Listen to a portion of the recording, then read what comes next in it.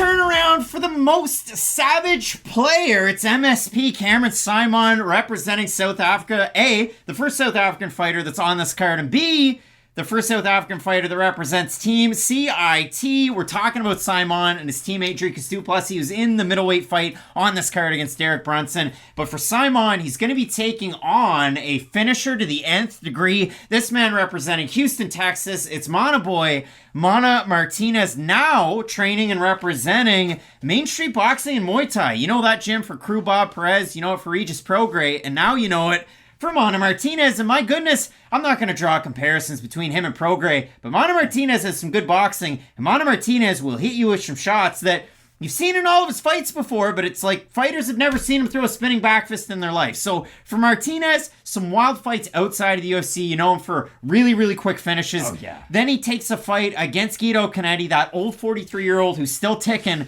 and you watch that fight, and Martinez can't really get out of first gear. And the story before that fight was that Martinez had trained for the longest time at a Metro Boomin Metro Fight Club close to home, and his coach Saul Solis passed right before that fight. Yeah. So it took Martinez a while to get into that one. He ends up getting the win by split decision over Canetti, comes on strong as it goes on. He takes on Ronnie Lawrence. Lawrence dominates him in the wrestling, dominates him in the striking. The third round happens, and Martinez drops him with a spinning back fist, and then drops him in a bit of a blitz with a nice right hand. So 2 knockdowns for Martinez. As that fight went along, he got dropped in that fight multiple times, so it showed a lot of toughness and resolve, even though he lost it by decision. And his last time out, a bit of a weird fight in the fact that it's considered a split decision on his record, because I thought Martinez won 2 rounds convincingly, but he dropped Davis a couple of times in that matchup with another spinning back fist. So for Martinez, I listened to an interview that he did with the All-Star MMA, friend of the show JHK, and he basically put it in simple terms that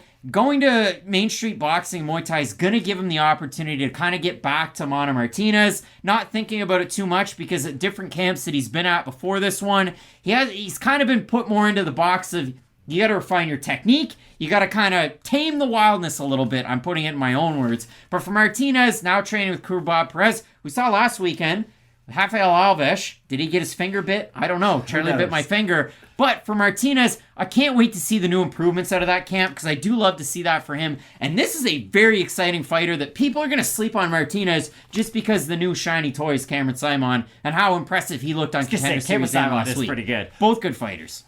The interesting thing about Martinez is you can watch a 5-second clip of any single one of his fights and be convinced that one day he will become one of the great fighters of all time, because the highs are extremely high. Like you mentioned, the flurries are great. The hand speed is phenomenal along with the power. But the thing is, he does suffer from a pacing issue, and I don't think it's a cardio problem. No, he does. I don't think it's a he comes on problem. Strong as they go on. Exactly. It's not. It doesn't have to do with, he's really good in 1 round and not good in 2, and it's inconsistent. It's just, he'll look great for about 45 seconds, and he'll take a bit of time off to kind of reset and find himself. And in between the resets, it's like Joey Votto, the batter, is a good example of this. I just thought of it. Joey Votto keeps his feet planted the whole entire at bat. So if you throw high and inside on him, he doesn't move his feet to reset his distance. He keeps his distance what it is, so he doesn't have to relearn it. For Martinez, he'll get his distance, know what it is, but then when he resets, it does take him a little bit of time to actually reset. Now, I do think with the camp change, that will help improve some of those things, and I do think a refinement in his boxing technique will be very helpful in a matchup like this against Cameron Saaiman, because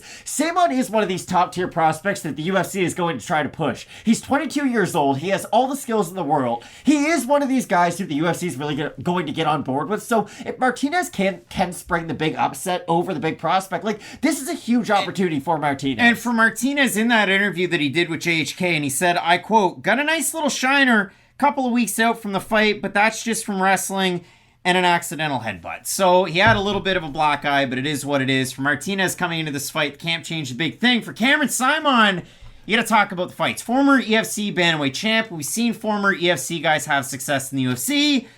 White Kong's one of them.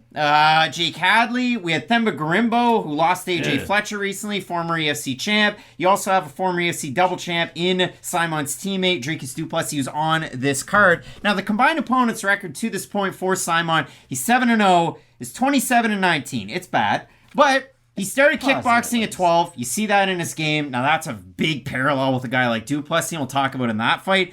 But he started at Team CIT very, very young, and if you do consider it and you look at the way that he fights, his last fight against Steven Kozlow, who took that fight on what? Like a couple of days' notice? Yeah. Kozlow looked great in the first round, won the first round. Second round, started to tire a little bit, but at the same time, giant illegal knee by Cameron Saaiman in that one. Chris Tione's like, I'm taking a point, we're going to fight on. Kozlow didn't look great.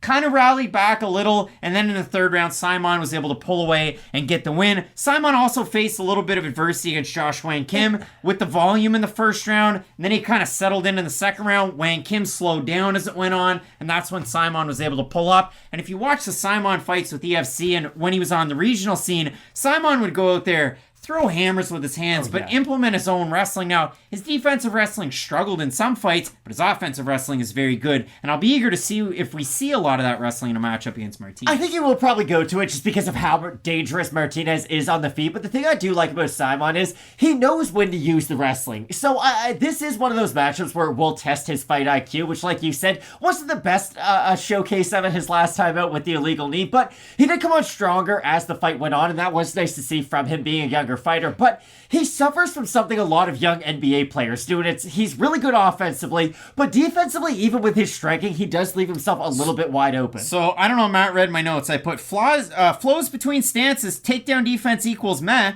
Striking defense equals meh. He's a lot like Jalen Green for the Houston Rockets. Great offensively, but if you really take into consideration how bad he is defensively, he just kind of breaks even at the end of the day. And for Saaiman, we do see this from a lot of young fighters. Offensively, they can excel. Defensively, they have to fix those flaws. I will say, though, he has started to make some of those improvements and still only being 22 years of age. I think there is still quite a bit of room to grow because if he is able to really round out his whole entire skill set, fix some of the defensive issues, he's big for the weight class, even though height-wise he might not necessarily be listed as it. He is big frame-wise for the weight class, and I do think he'll continue to grow. He has great hand speed, good power, good volume. Like, he has all the building blocks you look for when you're trying to find a promising young prospect. It is a tough one, and if you watch Mana Martinez's last fight, Dominic Cruz calls him Mana for like half the fight, and it's pretty weird. But when you do consider it, Saaiman is a pretty big favorite, which is kind of a little wild for me because he hasn't been proven yet. But apparently people like him enough. We have a look at the Tapology votes, Matt. I think the people are really going to like him because the Tapology voters are wild these days. So I'm going to say over under 80% for the MSP. I think it'll be over. Yeah, they're wild. 1,306 total votes, 87% Saaiman, 37% by decision, 48% by knockout. For the 13% that are Martinez, 63% by decision. For me, I'm going to go with Cameron Saaiman in the matchup, but the red flags are there, man. Like, his striking defense can struggle at times. Mana Martinez switches stance a lot and switches levels a lot, and he does a lot of moving. It is effective, but sometimes he gets caught in the mirror of doing all of that, but not actually striking. So for Saaiman, can capitalize on that. Mana Martinez, for as many times he got taken down by Ronnie Lawrence, he was like Chumbawamba. He just kept getting back up again. So I do like that out of Martinez as well. I will ever so slightly go with Cameron Saaiman, but if I've ever seen a pop and popcorn volatile fight before at bantamweight, this is that fight. You mentioned it. I do think the wrestling of Saaiman is going to be enough of an X factor to where he can at least threaten with it. And I do think the threat of his wrestling will help him open up his own striking that much more. And that's why I do have the South African in this matchup. But this is a really fun fight. This is a fun fight and a tough one to offer up that prediction, but both of us going with the most savage player. Don't necessarily love it. Cameron Saaiman to get the win, some big time fights on this card. John Jones is coming back, taking on Ciryl Gane in the main event. You're not going to want to miss it. Keep it locked in with Fight Night Picks, we always say. Let's get into